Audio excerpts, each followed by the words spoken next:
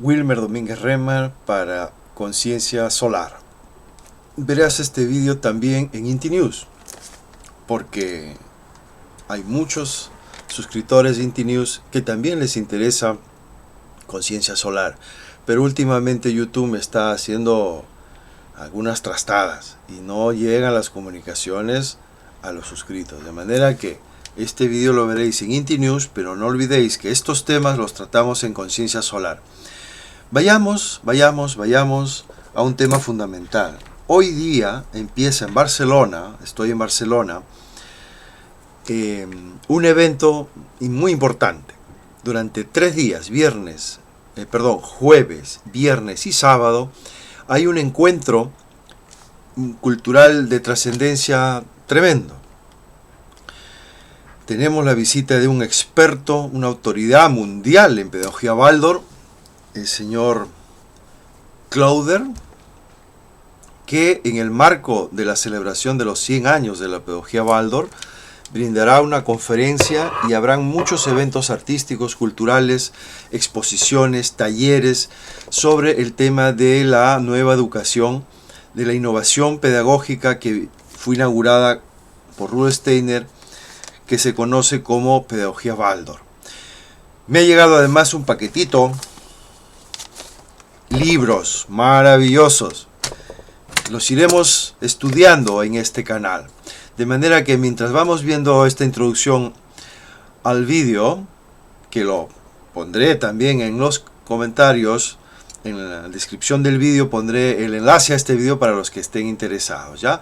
A partir de ese momento hablaremos de temas relacionados con filosofía, cultura, ¿ya? La política de momento la dejamos, amigos.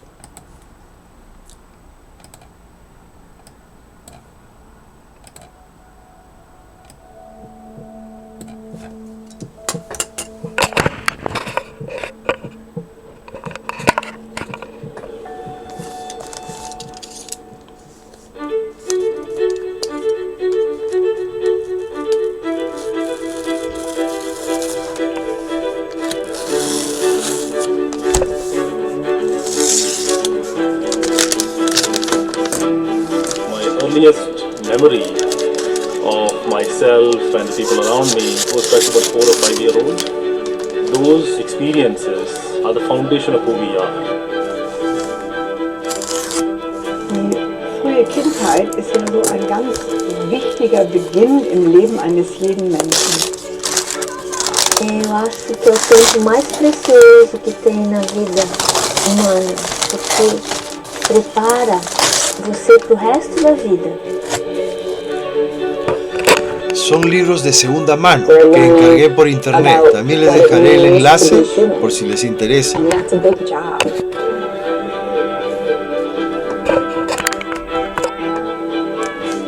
Parents are now confronted with so many existential questions.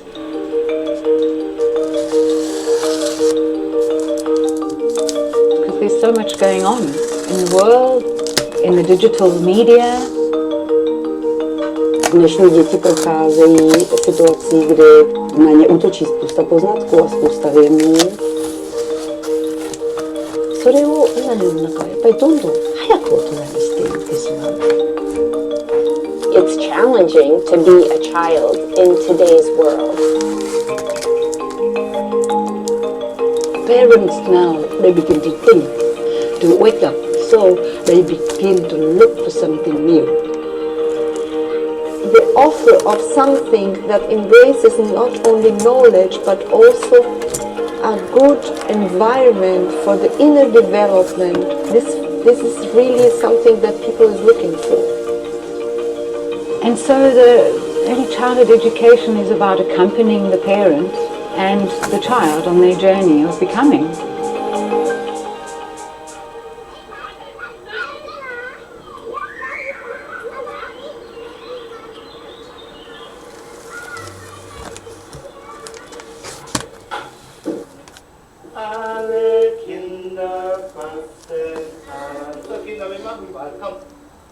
Ich denke, ein ganz großes Verdienst von Rudolf Steiner ist, dass er realisiert hat, Kinder in bestimmten Altern bestimmte Bedürfnisse haben.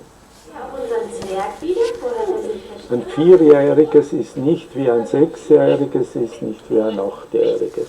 Und es hat bestimmte Interessen, es will bestimmte Fähigkeiten entwickeln.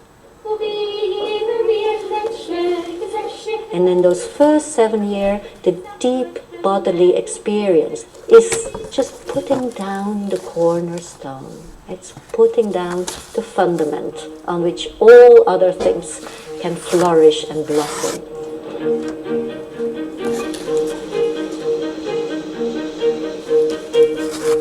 Tady v Praze to není obvyklé, je všude plno aut a místa na hraní je málo. Pokud je místo na hraní, tak je to vyrobené dětské hřiště.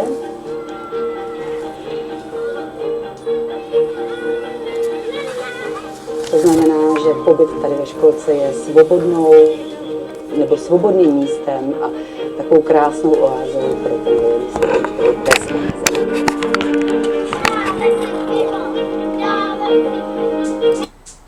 能够成为一个很成功的人，这是自古以来都有的。他们就会看到，哦，不同的教育带给孩子的品质不一样，所以有的家长就会看到华德福教育、华德福幼儿园里面的孩子，很多孩子上了幼儿园以后，感冒咳嗽少了很多，爱吃饭，爱运动，睡觉睡得好，那就是最基本的。然后也看到老师很爱孩子，很用心的照顾孩子。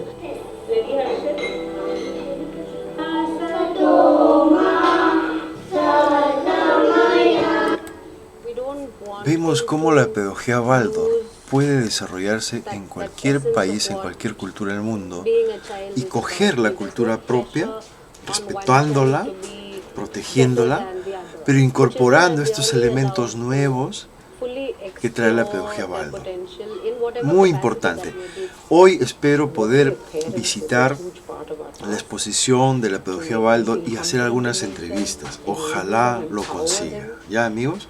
Bien, entonces les dejaré aquí el enlace para aquellas personas que quieren visitar, conocer lo que es la pedagogía Waldorf. ¿Ya? Muy importante que abramos nuestras ventanas de conocimiento a todo lo que es realmente. Vamos a parar aquí. Y me gustaría empezar con la lectura, el estudio de este libro, amigos, porque es fundamental. Es este que tenemos aquí, ¿ya? El enigma del mal, porque es un canal de conciencia para llevar conciencia, pero no nos olvidemos que nuestra conciencia, si no la despertamos para que nos sirva dentro de la, digamos, dentro de nuestra realidad, no sirve de nada. Entonces, los acontecimientos del mal, que lo vemos por doquier, realmente merecen ser comentados, y con la lectura de este libro yo creo que, estoy seguro, vamos a poder tener muchas respuestas. En épocas pasadas, el problema cardinal con el que el alma humana tenía que enfrentarse era el enigma de la muerte. La cultura de los antiguos egipcios, con su culto a los muertos y a las momias, y no nos olvidemos que en México todavía, hasta el presente, pervive este tema. Hace poquitos días, el 1 de noviembre, se celebró el Día de los Muertos. Obviamente son concepciones distintas, diferentes, el del Egipto antiguo que el del México actual. Pero hay una relación. La cultura de los antiguos egipcios, con su culto a los muertos y a las momias, con sus gigantescos monumentos funerarios y su mitología de la muerte, constituye un ejemplo de cómo el centro de su consistencia religiosa estaba formado por el misterio de la muerte, ante el cual palidecían otros interrogantes. También en la antigua Grecia, los grandes espíritus hicieron girar sus pensamientos alrededor de esta cuestión. Vamos a hacer un alto aquí. ¿A qué se refiere con los grandes espíritus en la antigua Grecia? Se refiere a los grandes pensadores. ¿Ya? Un pensador, cuando ejercita su pensamiento y lo eleva a niveles muy elevados, y las personas reconocemos que es un gran pensador, también podemos llamarle un gran espíritu. ¿Ya? Es importante. Decían los antiguos griegos, es preferible ser un mendigo en la tierra que un rey en el reino de las sombras. Miren, había esta frase en la antigua Grecia. Esta frase caracteriza los sentimientos escépticos y trágicos que el sentir excepcional griego relacionaba con el enigma de la muerte ensombreciendo la vida. O sea, para el griego era preferible ser un rey aquí que no, era preferible ser un mendigo aquí en la tierra que no un rey en el reino de las sombras. O sea, para ellos la vida después de la muerte era un reino de sombras.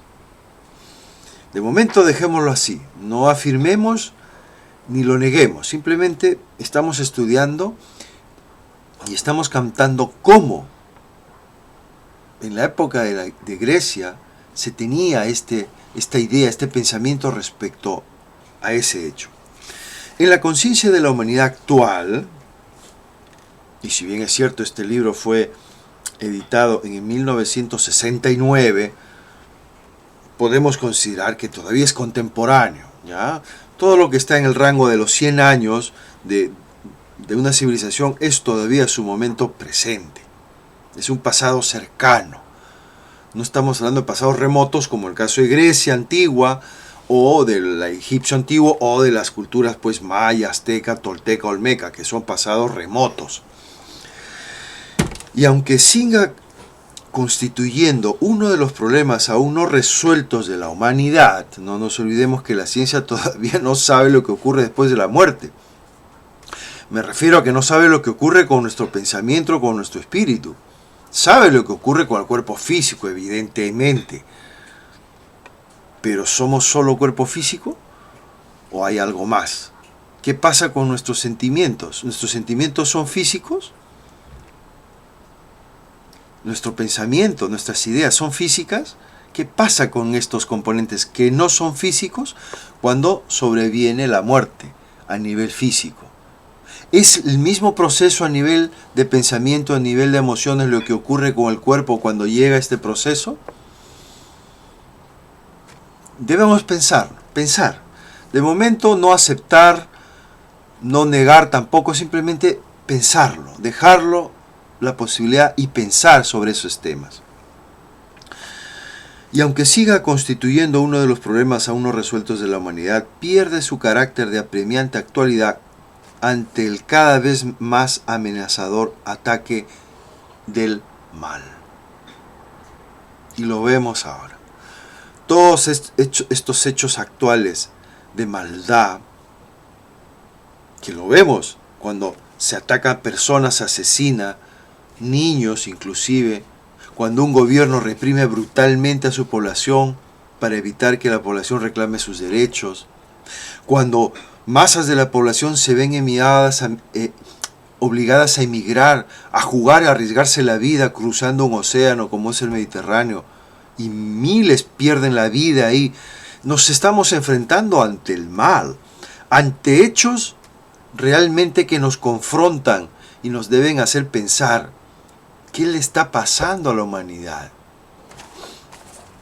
La cuestión de la muerte solo surge en nosotros por lo general en determinadas situaciones vitales, como es por ejemplo cuando muere una persona querida, o cuando nosotros mismos percibimos el momento morir, o cuando lo vemos en nuestra sociedad reflejada ante hechos de violencia extrema, por ejemplo los ocurridos por estos grupos delictuosos. El mal, por el contrario, nos acecha prácticamente en cada momento de nuestra existencia, con una intensidad que aumenta constantemente. Antes de profundizar en el tema, sería conveniente aclarar en qué sentido va a hablar aquí del mal y en cuál no el autor. Estamos, amigos, en la situación actual. Es, digamos, la introducción, ¿ya? Aclaremos eso. ¿En qué sentido del mal se va a hablar aquí? No seguiremos en cambio un punto de vista dogmático e intentaremos observar los correspondientes fenómenos lo más objetivamente posible, tal como se presentan. El mal es considerado principalmente como una desviación de las leyes religiosas. No seguiremos ese camino. Aclaremos. Volvamos a leer. Antes de profundizar en el tema, sería conveniente aclarar en qué sentido se va a hablar aquí del mal y en cuál no. Intentaremos observar los correspondientes fenómenos lo más objetivamente posible, tal como se presentan. No seguiremos, en cambio, un punto de vista dogmático, como el que se da en las confesiones cristianas o en otras, donde el mal es considerado principalmente como una desviación de las leyes religiosas. No vamos a tratar el mal desde esta perspectiva, ¿ok? Bien. Cosas que, según enfoques religioso-confesionales, serían consideradas como pecado. No vamos a estudiar el mal desde esta perspectiva que tienen algunas iglesias, algunas confesiones religiosas. No vamos a estudiar desde esa perspectiva el mal. No porque no las consideremos importantes ni relevantes, no. Simplemente que cuando uno realiza un estudio de un determinado tema, tiene que circunscribirse a un enfoque determinado. De lo contrario sería un estudio más amplio del mal. Y en este libro, pues que es flaquito, no hay espacio para un estudio de ese tipo. No porque no se pueda hacer, ni tampoco porque no se deba hacer, sino simplemente porque el autor ha tenido que ceñirse a un campo concreto. Por otra parte, dice, cosas que según enfoques religiosos confesionales serían consideradas como pecado, aquí aparecerán como irrelevantes, aún reconociéndoles un carácter negativo. Por otra parte, factores que hasta ahora no habían sido encuadrados bajo la categoría de pecado, serán considerados, según nuestro punto de vista, como manifestaciones del mal. Miren, qué importante. Algunos factores que hasta ahora no habían sido encuadrados bajo la categoría de pecado, según estas concepciones religiosas determinadas, en este libro serán consideradas, según este punto de vista del autor, como manifestaciones del mal. Miren, qué interesante, amigos, ¿ah? Cosas que en algunas religiones no son consideradas pecado, bajo esta perspectiva son consideradas manifestaciones del mal. Interesante, ¿eh? De forma que el concepto del mal resultará, por un lado, reducido, pero por otro lado, ampliado. Miren, amigos, aquí me gustaría por un instante hacer un inciso. Muchas veces necesitamos reducir el espectro del estudio de un determinado tema o del tratamiento que hagamos de un determinado tema para poder justamente profundizar y ampliar ese tema en otros aspectos. Parece incongruente, ¿no? Parece que no. ¿Cómo es posible que si tú hablas de acotar un tema, de reducirlo, luego a continuación intentes ampliarlo? Sí, muchas veces, y en la vida nos va a pasar, por ejemplo, que para poder conocer mejor a una persona, ¿no?, debas renunciar a conocer a más personas y concentrarte en esta persona. Eso pasa sobre todo cuando uno se enamora, ¿no? De pronto ya no tienes tiempo para tus amigos, para otras actividades que antes sí tenías tiempo, porque te ha cautivado de tal manera esta persona que es especial para ti. Y gracias a que reduces, ¿no?, y concentras tu atención en esta persona, puedes conocerla mejor y más ampliamente. En ese sentido debemos entender, evidentemente salvando las distancias, lo que quiere decir con estas frases. Determinadas cosas que para el código moral del siglo XIX eran faltas morales, debido a la actual escalada del mal, aparecen hoy como antiguallas. Entonces, aquí hay otro tema muy importante.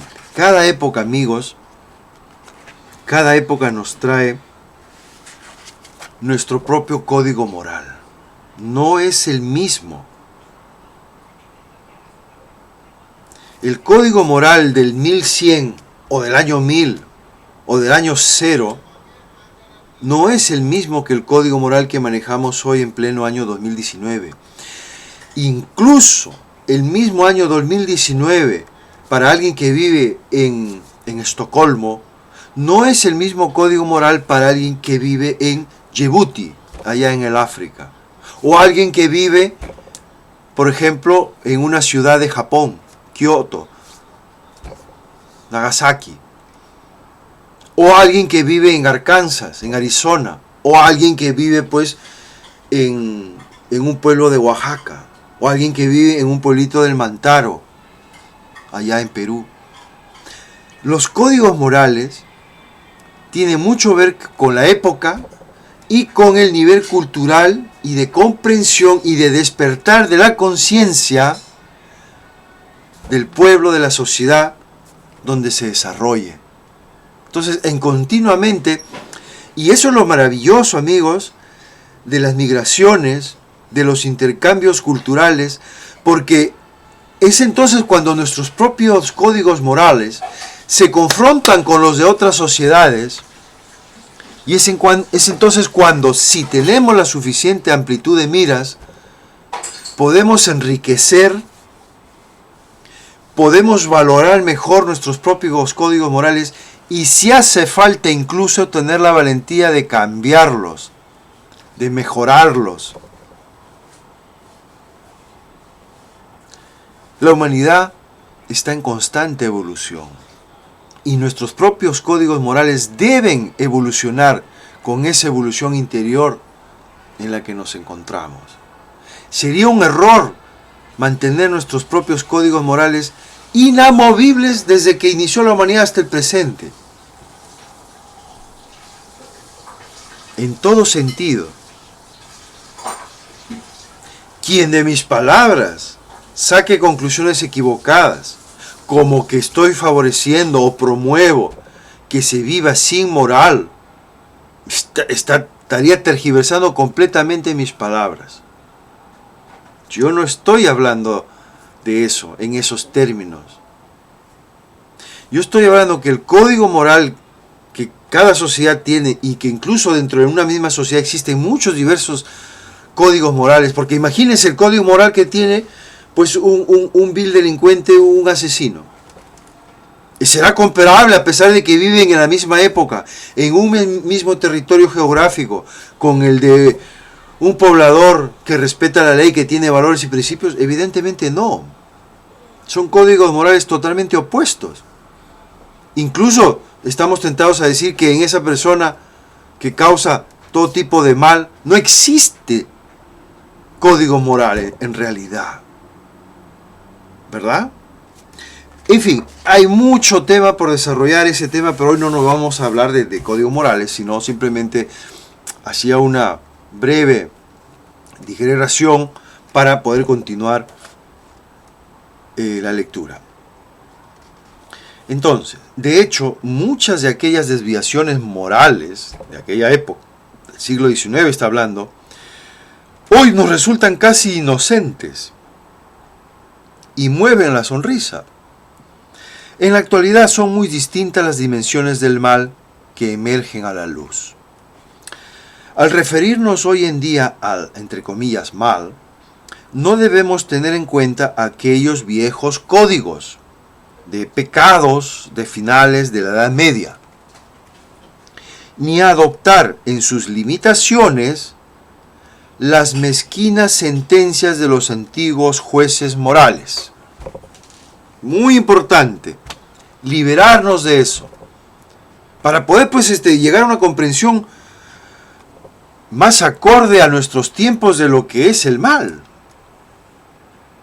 Eso es fundamental. No se trata de creer a ciencia ciega lo que dice aquí. Simplemente se trata de abrir nuestra mente para pensar por nosotros mismos y poder llegar a una comprensión de lo que es el mal en nuestros tiempos. No se trata de darle la razón a nadie en particular. Se trata de llegar a comprender qué es el mal, cómo actúa y cómo podemos protegernos a nosotros y a nuestros seres queridos, a nuestra sociedad. Eso es, en definitiva. Pero a ese resultado tenemos que llegar cada uno por nuestro propio camino. Este libro simplemente nos va a mostrar una versión de este tema. Y existen cientos de versiones diferentes sobre este tema. Pero al final cada uno de nosotros tenemos que en libertad tomar nuestras propias decisiones a través de una comprensión ampliada de lo que es el mal.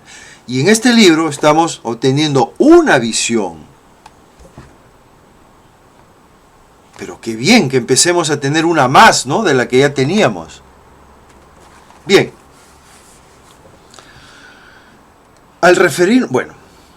No cabe duda que muchas de las tentaciones que hoy intranquilizan al individuo ya rondaban al hombre en tiempos pasados.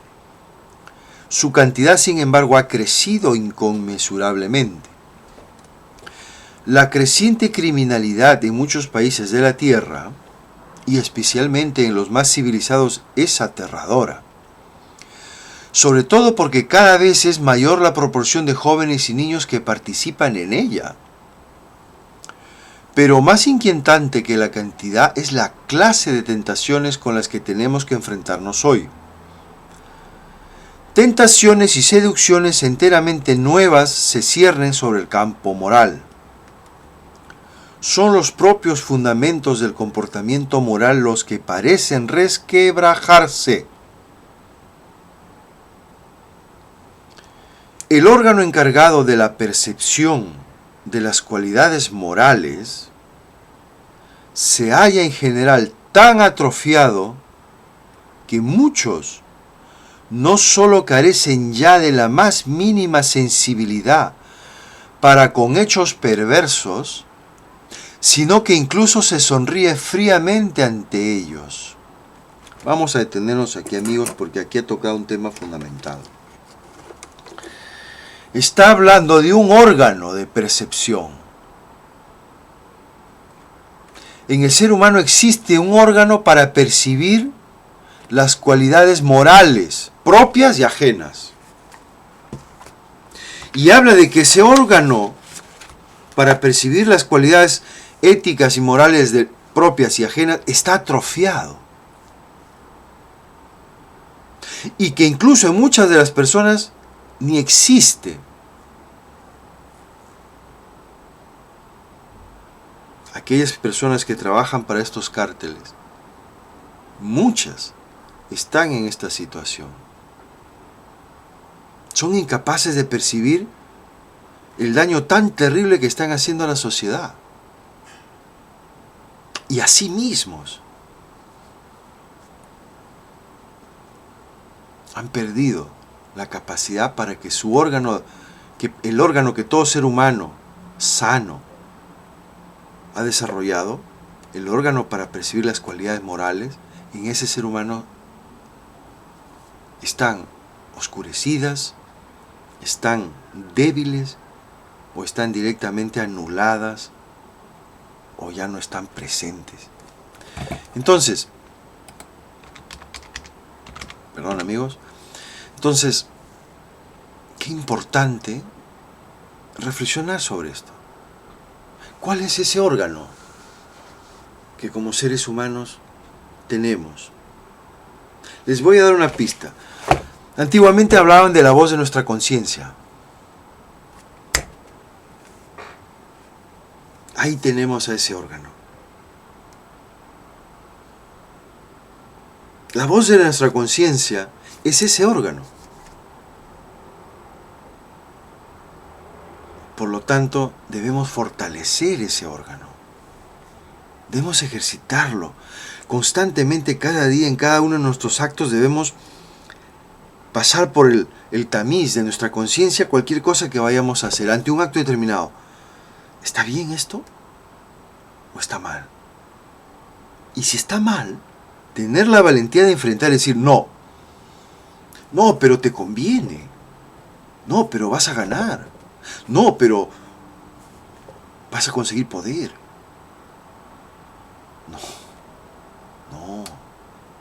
No está bien. Y si no está bien, aunque a nivel económico me vaya a favorecer, aunque a nivel de poder vaya a adquirir más poder, no lo quiero. No, pero si soy tu amigo de toda la vida... No. Por favor, no me tientes. Yo te respeto, pero sigue tu camino. Y muchas veces nos tendremos que enfrentar al mal, incluso arriesgar la vida, amigo,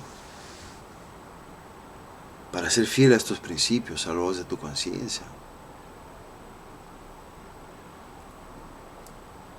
Y cuando nos encontremos ante esas pruebas tan terribles, ahí es cuando realmente se mostrará el valor que tiene de haber llevado toda una vida practicando, fortaleciendo ese órgano interior de percepción de lo moral. Por lo tanto, ¿por qué hablo esto en el marco del vídeo que estábamos viendo sobre la pedagogía Waldorf? ¿Por qué? ¿Qué tiene que ver? Tiene que ver mucho. Porque esta pedagogía, estimados amigos, es una pedagogía hecha por un hombre que no solo dominaba, sino era plenamente consciente de esto que estamos hablando. La editorial Rudolf Steiner, que ha publicado este libro, y por supuesto Albert Schutz es un experto en Rudolf Steiner. Este libro es un libro antroposófico. Es un libro en el cual el pensamiento de Rudolf Steiner acerca del mal se plasma, evidentemente mucho más actualizado porque Albert Schutz es una persona más moderna, pero bebe en las fuentes de Rudolf Steiner. ¿Y qué tiene que ver con la pedagogía Waldorf? Se preguntarán ustedes mucho. La pedagogía Waldorf fue creada por Rudolf Steiner. Vayamos brevemente a ver este capítulo 2, pero breves extractos, ¿eh?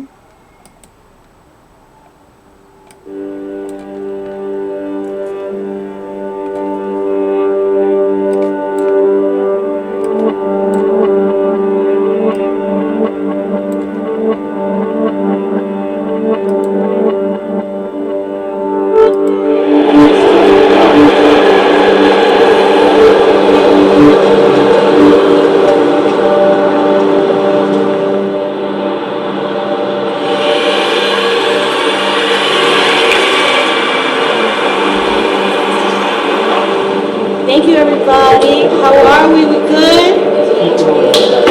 Are we amazing? Are we good? We're great. Are we amazing? Are we fantastic? All right? Yeah? We doing it? What do you guys think about this school compared to other schools your friends are in? It's safe. Yeah. It's what? It's safe and safe. The important part of this work is creating healthy humans.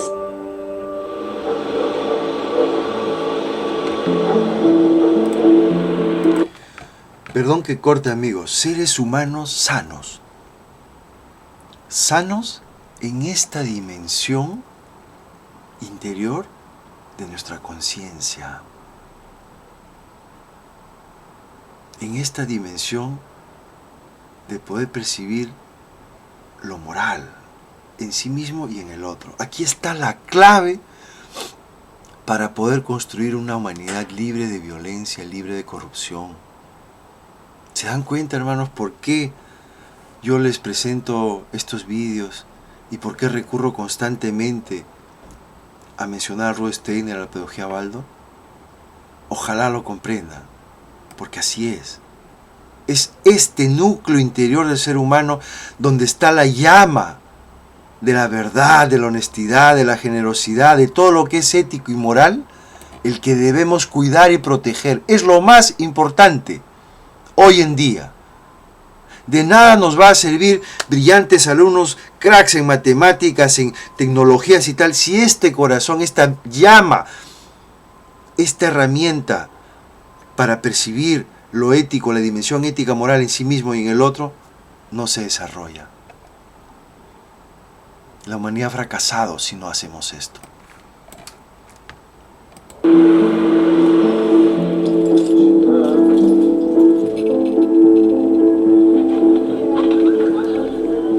In Israel, there's not a lot of opportunities for Jewish Arab children or adults to live together, to work together, to study together, to grow up together. En Israel no hay muchas oportunidades para que árabes y judíos puedan ir a la escuela juntos, jugar juntos, crecer juntos, casarse unos con otros, porque está la enemistad que han creado los radicalismos de ambas corrientes religiosas, que los únicos lugares en Israel donde pueden ir y conocer las dos culturas y convivir unas con otras es en las escuelas Waldorf.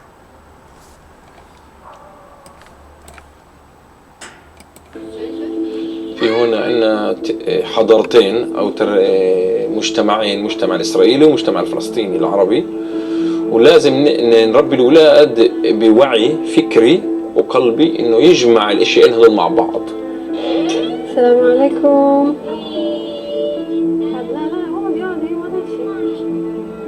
So it's a daily thing for a child to see, for example, for a Jewish child to be held and caressed by a Muslim lady, or the opposite. So the child will never be afraid of a Muslim lady because she has a hijab, or the other way around.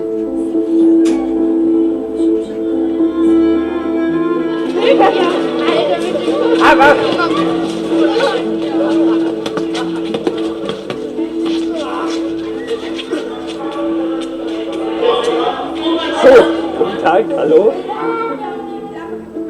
Seit 2014 erlebt Europa eine große Flüchtlingskrise. Davon ist auch die Schule hier in Karlsruhe, das Parsival-Zentrum, betroffen. Wir hatten im letzten Jahr bis zu 160 unbegleitete minderjährige Flüchtlinge aus aller Welt gehabt, von China über den Irak, über Syrien bis hin zu den ganzen afrikanischen Ländern, nordafrikanischen Ländern, aber auch von Teilen des Balkans. Einen guten Appetit. It's always the same. The children come and they feel there's help.